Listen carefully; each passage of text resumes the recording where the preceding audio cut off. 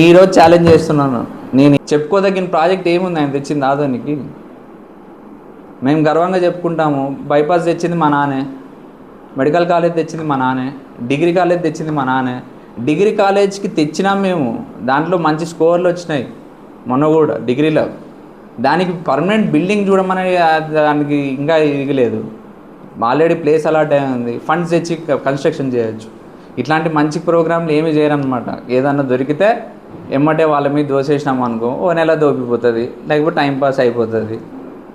మేము ఏ తప్పు చేయలేదు కాబట్టి మేము ధైర్యంగా అన్నీ ఎదుర్కోవడానికి సిద్ధంగా ఉన్నాం. అది కూడా ప్రజలందరికీ నేను తెలియజేసుకుంటా ఉన్నాను. అది గత 2 ఏళ్ల క్రితం ఆడియోనే, కావాలని పర్పస్ఫుల్గా ఇప్పుడు ఏదో యూటిలైజ్ చేసుకుందాం అనే దాని మీదనే వదిలినట్టు నాకు తెలుసు. నిలబడాలా, ఆదుని అభివృద్ధి చేస్తానే ఒక ఉద్దేశంతోనే ఆయన అన్ని మాటలు చెప్పి ఎమ్మెల్యేగా గెలిచినాడు. ఇంతవరకు గతంలో వైఎస్ జగన్మోహన్ రెడ్డి గారు మెడికల్ కాలేజ్ ఇచ్చినారు, 450 కోట్లు పెట్టి మెడికల్ కాలేజ్ ఇస్తే ఈ రోజుకి అది నిర్వీర్యమే. ఎవరు ఏముంది అది చేసి ఉంటే ఈరోజు ఎంతోమంది ఇక్కడికి వచ్చి చదువుకునేటోళ్ళు, లేకపోతే ఒక ఫెసిలిటీ, మంచి ఫెసిలిటీ వచ్చేది. దాని గురించి మాట్లాడింది ఏం లేదు, దాని గురించి చేసింది ఏం లేదు. అందరు పోయినారు, ఇది ఆహా ఓహో జగన్ అనేది 2 స్లోగన్లు చెప్పినారు, దాన్ని పట్టించుకోనే లేదు. ఈ రోజుకి జగనన్న కాలనీలో కూడా ఆయన ఏమని ఆరోపిస్తున్నాడు ఎమ్మెల్యే గారు, ఆ 4,000 ఇల్లులు 5,000 ఇల్లులో కట్టినారు, అది కూడా సాయిప్రసాద్ రెడ్డి కాంట్రాక్టరు అని మాట్లాడినాడు. మీ దగ్గర అధికారం ఉంది, ఎవరు చేసినారు కాంట్రాక్ట్ వర్క్లు అనేది దాంట్లో తెలుస్తుంది, తెప్పించుకొని చూడండి, ఎవరు వద్దన్నారు. కానీ వాస్తవంగా 178 ఎకరాలలో 9,000 పట్టాలు ఇచ్చినాం మనం. ఈరోజు అక్కడ ఆ ప్రాజెక్ట్ని ఫినిష్ చేసి ఉంటే 5,000 నుంచి 10,000 మంది నివాసాలు ఉండేటోళ్ళు ఆడ. దాని గురించి మాట్లాడటంలా మీరు కబ్జా చేసినారు, లేకపోతే మీరు ఇంత తినేసినారు, కాంట్రాక్ట్లు ఇది చేసినారు, అది చేసినారు అని మాట్లాడుతున్నారు తప్ప, వాళ్ళ దగ్గర అన్ని ఎవిడెన్స్ ఉంటాయి కదా. గత 2 ఏళ్ళుగా ఇదే ఆయన చేసింది. మీడియా సోదరులందరికీ నా నమస్కారాలు తెలియజేస్తాను. ముందుగా మీ అందరినీ ఇక్కడికి పిలవడానికి ముఖ్య ఉద్దేశం ఏమంటే, గత 2 రోజులుగా నా మీద ఈనాడు దినపత్రికలో కొన్ని కథనాలు వినిపిస్తూ వస్తున్నాయి. దాని గురించి కూడా ఆల్రెడీ మా నాన్నగారు అయినటువంటి సాయిప్రసాద్ రెడ్డి గారు 2 రోజుల క్రితమే ప్రెస్ మీట్ పెట్టినారు. అయినప్పటికీ ఈరోజు మళ్ళీ ఒక పెద్ద హెడ్లైన్తో మండిగిరి మనోజ్ రెడ్డి దాదాగిరి అని రాసినారు. దాన్ని కూడా నేను ఎంతైనా సరే మా నాన్నగారు మాట్లాడినప్పటికీ నేను కూడా దాని గురించి ఒక కొంత వివరణ ఇవ్వాలి కాబట్టి, నాపై ప్రజలకున్న నమ్మకంతో నేను ఖచ్చితంగా అందరికీ నా ఒక్క విషయాన్ని కూడా తెలియజేయాలని కూడా మిమ్మల్ని అందరూ పిలవడం జరుగుతూ ఉంది. 3 రోజుల నుంచి జగనన్న కాలనీలో మనోజ్ రెడ్డి మీద విజిలెన్స్ ఎంక్వైరీ నడిచింది, లేకపోతే ఇంకోటి వచ్చిందనే ఆరోపణ నా పైన రావడం జరిగింది. మేము దాన్ని ఎదుర్కోవడానికి సిద్ధంగా ఉన్నాం. మా నాన్నగారు ఆల్రెడీ చెప్పినారు, దాని గురించి చెప్పినారు. మేము చట్టపరంగా ఏ దానికైనా రెడీగా ఉన్నాం, మాకు ఎటువంటి అబ్జెక్షన్ లేదు, ఇంకోటి లేదు.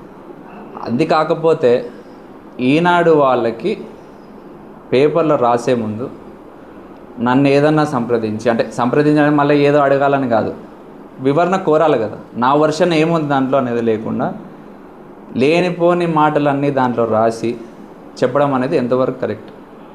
అసలు నేను అది జరిగిందా జరగలేదా అనేది తర్వాత సంగతి. అట్లీస్ట్ నా మీద వచ్చిన ఆరోపణలు కొంచెమన్నా నా సైడ్ ఆఫ్ వర్షన్ వివరణ కోరాలి కదా.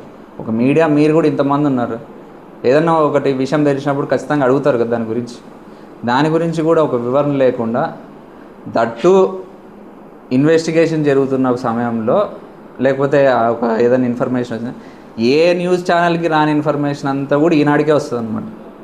అది ఎట్లా ఏమో అనేది నాకైతే ఆ దేవునికి తెలుసాలి, ఈనాడు లేకపోతే ప్రభుత్వం వాళ్ళకి ఎవరైతే ఉన్నారో వాళ్ళకే తెలుసాలి తప్ప వేరేది ఏది లేదు. అంటే ఇదంతా ఏదంటే నేను ఎందుకు చెప్పాల్సి వస్తుందని, ఏకపక్షంగా ఈనాడు పేపర్ నా మీద వివరిస్తుంది అనేది కూడా నేను అందరికీ తెలియజేసుకుంటా ఉన్నాను. అంటే ఎందుకు ఇవి ఇట్లా రాసుకుంటూ పోతున్నా అంటే, నా మీద ఏదో ఒక ఆరోపణ నిరూపించే ప్రయత్నం చేస్తూ ఉన్నారు వాళ్ళు. దానికి ఎంతవరకు ఏముందనేది ఏమీ లేకుండా నా మీద ఆరోపణల్ని అసలు ఇంకా ఇది నమ్మించాలనే ప్రయత్నమే డైరెక్ట్గా. ఎందుకంటే ఇది రెడ్ బుక్లోని ఒక అంశం. ఎందుకంటే నాయకుడి మీద కేసులు పెడితే ప్రజలందరూ కూడా, కార్యకర్తలందరూ కూడా భయపడతారు, ఇంక వీళ్ళని ఇది చేయొచ్చు అది చేయొచ్చు ఇబ్బంది పెట్టవచ్చు అనే ఉద్దేశంతో వాళ్ళని మమ్మల్ని మా మీద కేసులో లేకపోతే ఆరోపణలు చేయడము ఏదో ఒక విధంగా వాళ్ళంతా కూడా ప్రయత్నం చేస్తున్నారు అనేది కూడా నేను తెలియజేస్తా ఉన్నాను. అయినప్పటికీ చట్టబద్ధంగా మేము అన్నింటిని ఎదుర్కోవడానికి కూడా సిద్ధంగా ఉన్నాము. మాకు ఎటువంటి ఇబ్బంది ఏం లేదు. ఏవైతే నా మీద ఆరోపణలు చేస్తున్నారో అవన్నిటి కూడా నేను ఎదుర్కోవడానికి చాలా సిద్ధంగా ఉన్నానని కూడా నేను మీడియా ముఖంగా ప్రతి ఒక్కరికి తెలియజేసుకుంటా ఉన్నాను. అంతేకాకుండా 2 రోజుల క్రితమే మా నాన్నగారు కూడా దీని మీద ఒక వివరణ ఇచ్చినాడు. అవన్నీ చేస్తాము అంటే ఎమ్మెల్యే గారు ఎట్లా ఉన్నారంటే ప్రజెంట్ ఇప్పుడు వచ్చిన ఎమ్మెల్యే 2024 ఎలక్షన్లో ఆయనకు ఒక ఐడెంటిటీ లేకుండా ఆదోనికి వచ్చి మాటలు చెప్పి ప్రజల ఓట్లతో గెలిచి ఈ రోజుకి ఆయన ఏం చేస్తున్నాడంటే సాయిప్రసాద్ రెడ్డి ఎమ్మెల్యే నేను ఒక అపోజిషన్లో ఉన్నానేమో అని మా పైన 2 సంవత్సరాలుగా ఆరోపణలు చేస్తూనే ఉన్నాడు. కంటిన్యూస్గా ఎటువంటి రెస్ట్ లేకుండా. అంటే ఆయన మీద చిన్న అలిగేషన్ వచ్చే లోపలే సాయిప్రసాద్ రెడ్డి ఇది చేసినాడు, సాయిప్రసాద్ రెడ్డి అది చేసినాడు, లేకపోతే ఇంకోటి. ఇంకా 2 ఏళ్ళు అయిపోయింది కదా టైము. మళ్ళీ సాయిప్రసాద్ రెడ్డి మీదే చెప్తే బాగుండదేమో, ఇంకా వాళ్ళ కుటుంబాన్ని కూడా ఒకసారి తీసుకొస్తే అయిపోతుంది కదా అని ఇప్పుడు మనోజ్ రెడ్డిని కూడా తీసుకొచ్చి మనోజ్ రెడ్డి పేరు మీద కూడా ఒక అలిగేషన్ వేసేస్తే అయిపోతుంది. అదే ఒకటి 2 ఏళ్ళు టైంపాస్ చేయొచ్చు, మనమేమి అభివృద్ధి చేయకపోయినా నడిచిపోతుంది, పబ్బం గడుపుకోవచ్చు అనే విధంగా ఎమ్మెల్యే గారు కూడా ఇప్పటికీ ఆలోచన చేస్తున్నారేమో నేను అనుకుంటాను. అంతేకాకుండా గత నెలలోనే ఎమ్మెల్యే గారి పైన 10 లక్షల ఆరోపణ ఒకటి వచ్చింది. మా మీడియా సోదరులు కూడా ఆయన అడిగినారు వివరణ ఏంటి సార్ అంటే అవన్నీ ఆరోపణలనే. ఇప్పుడు నేను అదే చెప్తున్నాను, నా మీద ఇది ఆరోపణ మాత్రమే, అవేం నిజంగా జరిగినాయనేది ఎక్కడ ప్రూవ్ కాలేదు, అవన్నీ ఆరోపణలు మాత్రమే. అయినప్పటికీ ఆయన మీద వస్తే ఒకలాగా, వేరే వాళ్ళ మీద వస్తే ఒకలాగా. అంటే ఏదంటే డీవియేషన్ చేయాలి. ఆయనకి ఎప్పుడన్నా ఏదన్నా ఇట్లా కలిగింది, ప్రజలు వచ్చి నాకు ఏదన్నా డెవలప్మెంట్ అన్నీ అడుగుతారేమో అనే ఉద్దేశంతో డీవియేషన్ చేస్తే ఆ 2 నెలలో ఏదో గడుపుకోవచ్చు. ఇప్పటికే 2 ఏళ్ళు పాస్ అయిపోయింది, జరిగిపోయింది. గవర్నమెంట్ వచ్చి ఇంకా జూన్ 4వ తారీఖుకి గవర్నమెంట్ వచ్చి 2 ఏళ్ళు అయింది. 2 ఏళ్ళు మరి మా ఆధునిక ఏం అభివృద్ధి చేసినాం, దేని గురించి మాట్లాడుతూ ఉన్నాం? ఇంతవరకు కొత్త పింఛన్ రాలే, దాని గురించి ఈనాడు వాళ్ళు రాయారు. ఇంతవరకు సూపర్ 6లో కేవలం అమలు చేసింది ఏదన్నా ఉంది అంటే పింఛన్ కార్యక్రమము, బస్సు తప్ప ఇంకేమన్నా చేసినారా నేను అడుగుతా ఉన్నాను. వాటి గురించి ఈనాడు కనిపించదు. రోడ్లు వైడనింగ్ గురించి ఈనాడు వాళ్ళకి కనిపించదు, లేకపోతే ఇంకొకరికి కనిపించదు. డెవలప్మెంట్ యాక్టివిటీస్ ఏమన్నా ఉన్నాయా అనేది ఎక్కడన్నా రాస్తే ప్రజలు దాన్ని స్వాగతిస్తారు. మా బోర్డుని పేపర్ వాళ్ళు తెలుపుతున్నారని ఆనందపడతారు. ఇట్లాంటి ఆరోపణలు వస్తూ ఉంటాయి, మేము వాటిని ఎదుర్కొంటూ ఉంటాం, మాకేం ఇబ్బంది లేదనేది కూడా మళ్ళీ కూడా తెలియజేస్తాను. ఏదో నాకు ఈనాడు అంటే ఇంకోటో కాదు. అక్కడ నా సబ్జెక్ట్ అంతా కూడా ప్రజలకు మనం గెలిపించిన తర్వాత ఏం చేస్తున్నాము, వాళ్ళు మమ్మల్ని నమ్మి గెలిపించినారు, మనం వాళ్ళకి నిలబడాలా, ఆదుని అభివృద్ధి చేస్తా అనే ఒక ఉద్దేశంతోనే ఆయన అన్ని మాటలు చెప్పి ఎమ్మెల్యేగా గెలిచినాడు. ఇంతవరకు గతంలో వైఎస్ జగన్మోహన్ రెడ్డి గారు మెడికల్ కాలేజ్ ఇచ్చినారు, 450 కోట్లు పెట్టి మెడికల్ కాలేజ్ ఇస్తే ఈ రోజుకి అది నిర్వీర్యమే. ఎవరు ఏముంది అది చేసి ఉంటే ఈరోజు ఎంతోమంది ఇక్కడికి వచ్చి చదువుకునేటోళ్ళు, లేకపోతే ఒక ఫెసిలిటీ మంచి ఫెసిలిటీ వచ్చేది. దాని గురించి మాట్లాడింది ఏం లేదు, దాని గురించి చేసింది ఏం లేదు. అందరు పోయినారు, ఇది ఆహా ఓహో జగన్ అనేది 2 స్లోగన్లు చెప్పినారు, దాన్ని పట్టించుకోనే లేదు. ఈ రోజుకి జగనన్న కాలనీలో కూడా ఆయన ఏమని ఆరోపిస్తున్నాడు ఎమ్మెల్యే గారు, ఆ 4,000 ఇల్లులో 5,000 ఇల్లులో కట్టినారు, అది కూడా సాయిప్రసాద్ రెడ్డి కాంట్రాక్టరు అని మాట్లాడినాడు. మీ దగ్గర అధికారం ఉంది, ఎవరు చేసినారు కాంట్రాక్ట్ వర్క్లు అనేది దాంట్లో తెలుస్తుంది, తెప్పించుకొని చూడండి, ఎవరు వద్దన్నారు. కానీ వాస్తవంగా 178 ఎకరాలలో 9,000 పట్టాలు ఇచ్చినాం మనం. ఈరోజు అక్కడ ఆ ప్రాజెక్ట్ని ఫినిష్ చేసి ఉంటే 5,000 నుంచి 10,000 మంది నివాసాలు ఉండేటోళ్ళు ఆడ. దాని గురించి మాట్లాడటంలా మీరు కబ్జా చేసినారు, లేకపోతే మీరు ఇంత తినేసినారు, కాంట్రాక్ట్లు ఇది చేసినారు, అది చేసినారు అని మాట్లాడుతున్నారు తప్ప వాళ్ళ దగ్గర అన్ని ఎవిడెన్స్ ఉంటాయి కదా. గత 2 ఏళ్ళుగా ఇదేనా ఆయన చేసింది? చెప్పుకోదగిన ప్రాజెక్ట్ ఏముంది ఆయన తెచ్చింది ఆదోనికి? మేము గర్వంగా చెప్పుకుంటాము, బైపాస్ తెచ్చింది మా నాన్నే, మెడికల్ కాలేజ్ తెచ్చింది మా నాన్నే, డిగ్రీ కాలేజ్ తెచ్చింది మా నాన్నే. డిగ్రీ కాలేజ్కి తెచ్చినాం మేము, దాంట్లో మంచి స్కోర్లు వచ్చినాయి మొన్న కూడా డిగ్రీలో. దానికి పర్మనెంట్ బిల్డింగ్ చూడమని దానికి ఇంకా ఇదిలేదు, ఆల్రెడీ ప్లేస్ అలాట్ అయింది, ఫండ్స్ తెచ్చి కన్స్ట్రక్షన్ చేయొచ్చు. ఇట్లాంటి మంచి ప్రోగ్రాంలు ఏమీ చేయరన్నమాట. ఏదన్నా దొరికితే ఎమ్మటే వాళ్ళ మీద దోసేసినాం అనుకో, ఓ నెల దోపిపోతుంది, లేకపోతే టైంపాస్ అయిపోతుంది. మనం ఏం చేస్తున్నాము? మేమేం ఎక్కడికి పారిపోలే కదా, ఈడనే ఉన్నాం కదా. విచారణ ఎదుర్కొంటామనే చెప్తున్నాం కదా. ఏ చట్టపరంగా ఏది వచ్చినా మేము దానికి సిద్ధంగానే ఉన్నామంటున్నాం. దాన్ని వదిలేసి 24 గంటలు ఈనాడు కానీ, ప్రతిపక్షాలు కానీ, కూటములు కానీ అందరూ మా మీదే, సాయి ప్రసాద్ రెడ్డి ఇట్లా, సాయి ప్రసాద్ రెడ్డి ఇట్లా. మేము ఇంకా అపోజిషన్లో ఉన్నాం, మీరు అధికార పక్షంలో ఉన్నారు. ప్రజలకు మంచి చేయాలా, ప్రజలు మనల్ని ఎందుకు దాని గురించి ఆలోచన చేయండి ఫస్ట్. మనోజ్ రెడ్డి ఎక్కడికి పోడు, సాయి ప్రసాద్ రెడ్డి ఎక్కడికి పోరు, అందరు ఇక్కడే ఉంటారు. ఎందుకంటే మేము ప్రజాసేవ చేయడానికే వచ్చినాం, వేరే ఉద్దేశం లేదు. ఈరోజు ఆయన రాసిన వార్త ఏదైతే ఉందో దాదాగిరి అని, దాదాగిరి నేను చేసింటే నా మనస్తత్వం ఎట్లాంటిదో, నా స్వభావం ఎట్లాంటిదో ఇక్కడున్న ఆదుని 2,50,000 ప్రజలకు అందరికీ తెలుసు. అందుకే నేను వచ్చినప్పుడు కూడా కాస్తో కూస్తో నన్ను కలవడానికో పలకరించడానికో, లేనప్పుడు ఫోన్ చేసి బాగున్నారు లేదని అడిగే వాళ్ళు ఎవరు ఉండరు. కానీ వస్తున్నారంటే దాని అర్థం నేను ఎంతో కొంత మంచి చేసింటాను కాబట్టి నా దగ్గరకు వస్తారు. ఇంకోసారి ఇలాంటి పిచ్చి రాత్రులు రాస్తే మాత్రం ఊరుకునే ప్రసక్తి అయితే లేదని కూడా నేను గట్టిగా తెలియజేసుకుంటూ, నా ఈ అవకాశం కల్పించిన అందరికీ ప్రతి ఒక్కరికి నా కృతజ్ఞతలు తెలియజేస్తున్నాను. ఇక్కడ మీరు ఎవరందరికీ కూడా నాకు వచ్చిన ఇన్ఫర్మేషన్ ప్రకారంగా, నాకు ఉన్న నాలెడ్జ్, లాస్ట్లో ఇంకో మాట చెప్తాను, దాని కంటిన్యూషన్. మేము ఏ తప్పు చేయలేదు కాబట్టి మేము ధైర్యంగా అన్నీ ఎదుర్కోవడానికి సిద్ధంగా ఉన్నాం. అది కూడా ప్రజలందరికీ నేను తెలియజేసుకుంటా ఉన్నాను.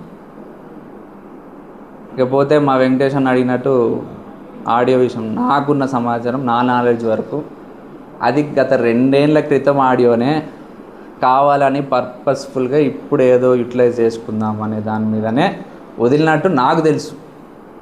వాళ్ళు ఏ ఉద్దేశంతో వదులుదాం నాకైతే తెలియదు. ఎందుకంటే నేను ఇంకా పూర్తి డీటెయిల్స్ చెప్పాలని నాకు ఉంది, దీని గురించి మాట్లాడాలని ఉంది. కానీ ఒక పక్క వాళ్ళు ఆల్రెడీ ఏదో విజిలెన్స్ వాళ్ళు రిపోర్ట్ ఇచ్చినారు, ఇంకోటి ఇచ్చినారు, అదేదో ఉంది కాబట్టి మనం ఎక్కువ మాట్లాడకూడదు దాని మీద. మేము అన్నింటినీ ఎదుర్కోవడానికి సిద్ధంగా ఉన్నామని అయితే చెప్తున్నాం. మేము ఎటువంటి తప్పు చేయలేదు, దాన్ని ఎదుర్కోవడానికి కూడా సిద్ధంగా ఉన్నాం, మేము ఏమీ చేయలేదని కూడా నేను తెలియజేస్తాను. బట్ ఆ ఆడియో రికార్డింగ్ ఏదైతే నిన్న వదిలినారో, నాకున్న ఇన్ఫర్మేషన్ ప్రకారంగా అయితే అది 2 ఏళ్ల కిందట జరిగిన ఇన్సిడెంట్, కావాలని నిన్న వదిలినారని మాకు తెలిసింది. అలా అనుకుంటే ఆడియో కాల్ మొన్ననే ఒక ఎమ్మెల్యే గారిది కూడా ఒకటి వచ్చింది. మరి దాని పరిస్థితి, ఆయన ఏమంటున్నాడు ఎమ్మెల్యే గారు దాంట్లో, హైదరాబాద్ తీసుకొచ్చేయండి, మాట్లాడుకుందాం, కూర్చొని క్లియర్గా సెట్ చేద్దాం దాన్ని అని మాట్లాడతాం.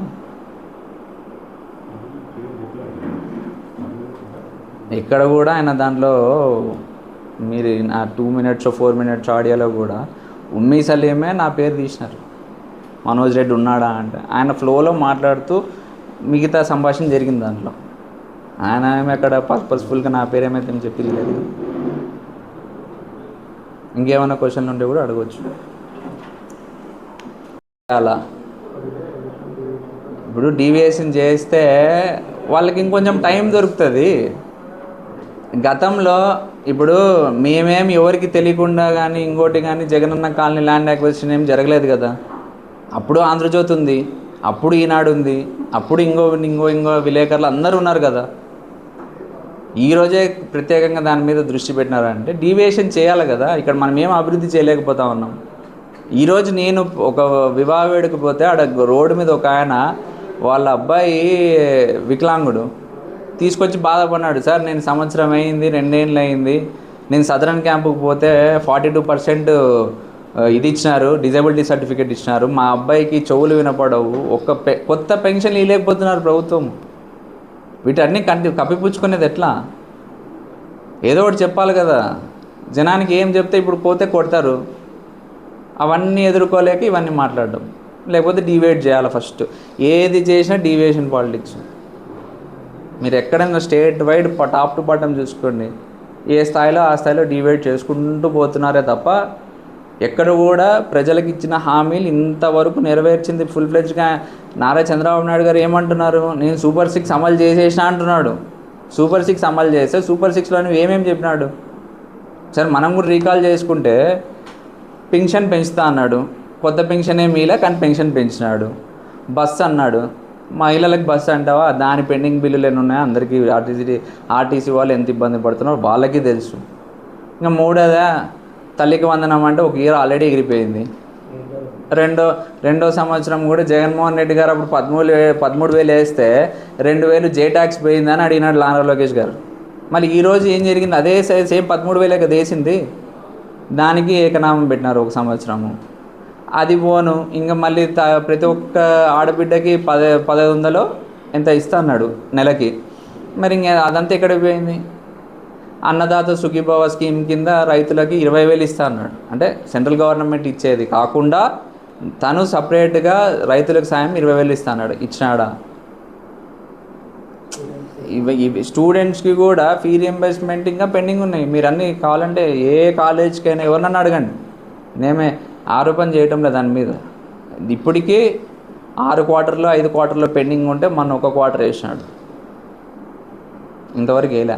అందరికి తెలియని విషయం ఇంకోటి కూడా ఏమంటే అదే ఏదైతే ఫీ రియంబర్స్మెంట్ ఉందో, ఫీ రియంబర్స్మెంట్ కూడా కాలేజ్ వాళ్ళకి ఫస్ట్ వడ్డీ కింద ఇప్పిస్తాను థర్డ్ పార్టీతో, మీరు వడ్డీ కట్టుకోండి అని చెప్పిన సందర్భాలు కూడా ఉన్నాయి. కానీ మళ్ళీ ఒక 2-3 రోజులు దాన్ని రివిజన్ చేసి లేదు అట్లా కాదని చెప్పి మళ్ళీ ముందుకు వచ్చినారు. ఇవన్నీ ఎవరికి ప్రజలు ఇట్లాంటి న్యూస్లు ఎవరికి తెలియవు అనమాట. ఎందుకంటే తెలిస్తే వాళ్ళకి డ్యామేజ్ కదా. వాళ్ళ మీద అది జరిగే లోపలే ఎదుటోడి మీద ఆరోపణ చేసేస్తే ఇంకా ఆడికి దాని మీద డైవర్ట్ అయిపోతుంది. దాని మీద ప్రజలందరూ ఆలోచన చేస్తారు కాబట్టి వాళ్ళ పని వాళ్ళు చేసుకోవచ్చు అనే ఉద్దేశంతోనే వాళ్ళు ఇట్లా ఈ రకమైన ఆరోపణలు కక్ష సాధింపు చర్యలు చేపడుతున్నారు తప్ప వేరేది ఏం లేదనేది కూడా నేను తెలియజేస్తా ఉన్నాను. మున్సిపాలిటీ ఎలక్షన్స్లో మనోజ్ రెడ్డి కీలకంగా వ్యవహరించాడని ప్రతి ఒక్క మీడియా ఛానల్ కానీ ప్రతి ఒక్కరు అప్రిషియేట్ చేసిన వాళ్ళే. ఇప్పుడు రాబోయే రోజుల్లో కూడా అవే ఎలక్షన్స్ ఉన్నాయి కదా. ఇప్పుడు ఆయన కూడా గబ్బు లేపితే మనోజ్ రెడ్డి అనే వ్యక్తిని కూడా ఒక ఏదైనా బురద జల్లి కూర్చోబెడితే అయిపోతుంది కదా అనే ఉద్దేశంతో వాళ్ళు ఇప్పుడు అది కూడా చేసిండొచ్చేమో, నాకైతే తెలియదు కానీ చేసిండొచ్చేమో. ఆ రోజు అప్రిషియేట్ చేసినారు, ఈరోజు దాన్ని ఇదేదో ఒకటి విధంగా తీసుకుపోవాలనే ఉద్దేశంతో కూడా డీవియేషన్ చేసిండొచ్చేమో, నాకు తెలియదు కదా దాంట్లో. ఈవెంతో ఆ ఈనాడులో ఒక చిన్న పోర్షన్ దాంట్లో కూడా ఏం రాసినాడంటే, మనోజ్ రెడ్డి కౌన్సిల్ విషయాలు ఎవరన్నా కౌన్సిలర్లు మాట్లాడితే ఎందుకు మాట్లాడినారని ప్రశ్నిస్తారు అని రాసినాను. నేను ఈరోజు ఛాలెంజ్ చేస్తున్నాను, నేను ఏ రోజైనా కౌన్సిల్ విషయాలు ఏలు పెట్టింటే లేదా మాట్లాడింటే మా కౌన్సిలర్లు 41 మంది అందరినీ పిలిపిస్తాను. మాజీ కౌన్సిలర్లు ఇప్పుడు ప్రజెంట్ మాజీ కౌన్సిలర్లు ప్రతి ఒక్కరిని ఏనాడు నేను వాళ్ళకి ఇది చేయండి ఇది మాట్లాడండి నేను చెప్పింది లేదు. నేను కేవలము ఏదన్నా ఉన్నా అన్న తెలపండి, ప్రజలకు రోడ్ల నీళ్ళ ఏది కావాలంటే ఒకసారి డిస్కస్ చేద్దాం, నాతో అడిగి చేయించుకుందాం, స్పెషల్ గ్రాంట్ తెప్పించుకుందాం అనే ఉద్దేశంతో నేను మాట్లాడినానే తప్ప ఎప్పుడు వాళ్ళని నువ్వెందుకు మాట్లాడినావు, నేను ఎవరినైనా సరే అన్న అనే సంబోధిస్తాను, నువ్వు నేనని కూడా మాట్లాడను. మీరు ఎవరైనా అడగవచ్చు, ఎక్కడైనా అడగవచ్చు. నేను ఏదైనా ఉన్నా నాకన్నా వయసులో పెద్దోళ్ళే ఉంటారు, చిన్నోళ్ళు ఉన్నా ఎవరున్నా అన్న అని ఒక చిరునవ్వుతోనే స్పందిస్తాను తప్ప ఇప్పుడు ఆయన చెప్పినట్టు మీరెందుకు మాట్లాడినారని క్వశ్చన్ చేసే స్వభావం నా లేదు. అదే క్వశ్చనింగ్ చేసింటే ఈరోజు ఎవరు కూడా ఇది చేసుకునేటోళ్ళు కాదు. నేను నిజంగా దాదాగిరి చేసింటే, నేను నిజంగా రౌడీజం చేసింటే ఈరోజు ఎవరైతే వీళ్ళు మాట్లాడుతున్నారో వాళ్ళు కూడా మాట్లాడేటోళ్ళు కాదు. నిజంగా చేసింటే నేను ఏదైనా ఉన్నా మనోజ్ రెడ్డి ఏం మాట్లాడు సొంతంగా వెళ్ళిపోతున్నాడు అనే ఉద్దేశంతో వాళ్ళు ఉన్నారే తప్ప నిజంగా నేను అలాంటి పనులు చేసి ఉంటే నేను చెప్తున్నాను కదా, ఎవరిని కూడా నేను మాట్లాడించేవాడిని కూడా కాదు. కానీ నా స్వభావం అటువంటిది కాదు. నాకు ఎంతసేపు ఉన్నా మా నాన్న నేర్పించింది కానీ మా నాయన వాళ్ళు 5 మంది నేర్పించింది కూడా ప్రజలకు సేవ చేయాలి, మంచి చేయాలి, మనలో ఉన్నంతలో మంచి చేసుకోవాలనే దీంట్లో ఆలోచనలో ఉండమే తప్ప వేరే ఆలోచనలో నేను ఎప్పుడు ఉండను కూడా లేను కూడా. ఇంకా అసలు ఈ ప్రెస్ మీట్ కూడా నేను పూర్తి డీటెయిల్స్ వచ్చిన తర్వాత పెడదాం అనుకున్నాను. కాకపోతే రోజుకి ఈ పిల్లోడు మాట్లాడకపోయేసరికి ప్రజలు అదే నిజమేమో నమ్ముతారేమో నాకు భయమైంది. ఫస్ట్ నేను ఎప్పుడు మాటలు తక్కువ చెప్తా, పని ఎక్కువ చేసి చూపిస్తాను. నా స్వభావం అట్లాంటిది. కానీ రోజుకి నా మీద ఆరోపణలు పెరిగిపోయే కొద్దీ నేను దానికి వివరణ ఇకపోతే అదే నిజమని నమ్ముకునే పరిస్థితులు కూడా ఉన్నాయి. ఇప్పుడు ఆ రీతిగా ఉంది వాళ్ళ పబ్లిసిటీ. మేము నిజంగా ఓడిపోవడానికి కారణం ఏమి అంటే పబ్లిసిటీ చేసుకోకపోవడమే. బైపాస్ తెచ్చినా చేసుకోలేదు, మెడికల్ కాలేజ్ తెచ్చినా చేసుకోలేదు, డిగ్రీ కాలేజ్ తెచ్చినా చేసుకోలేదు. ఆదోన్ మున్సిపాలిటీలో మొత్తం చుట్టుపక్కల డెవలప్మెంట్ చేసింది 30 నుంచి 40 కోట్ల మధ్యలో. మేము అవన్నీ ఏం చెప్పుకోలేకపోయినాం. చాలా చోట్ల రోడ్లు వేయించినాం, డ్రైన్లు వేయించినాం. ఏదైనా ప్రజలకు మంచి చేయాలనే ఉద్దేశంతోనే ముందుకు వస్తున్నాం తప్ప చెడు చేయాలనేది ఏ కోసానా మాకు లేదు, రాదు. మా నాన్న నాకు అది నేర్పిలేదు కూడా. ఇంకోసారి నా గురించి మాట్లాడేటప్పుడు తెలుసుకొని మాట్లాడితే బాగుంటుందని కూడా మేము ప్రతి ఒక్కరికి తెలియజేస్తా ఉన్నాం.